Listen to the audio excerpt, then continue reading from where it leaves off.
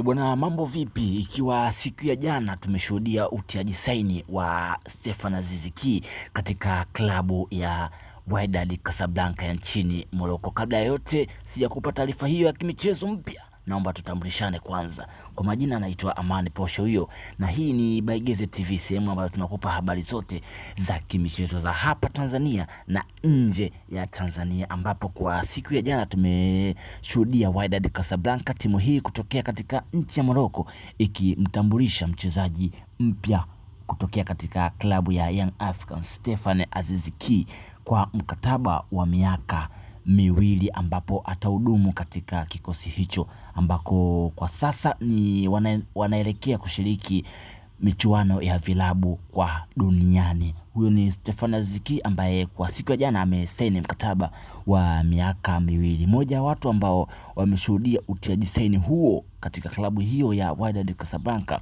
alikuwa ni Hamisa Mobeto, mke kipenzi cha Stefan Aziz Ki, ambaye kwa upande wake kupitia akaunti yake ya Instagram ameandika ujumbe mkubwa au ujumbe mzuri kwa mume wake kipenzi Stefan Aziz Ki, akimwasa au akimsifia kwa yale ambayo anaendelea kuyafanya katika masuala yake ya kimichezo, na amemtakia mafanikio mema katika klabu yake mpya ya Wydad Casablanca. Na yeye kama mkeo yuko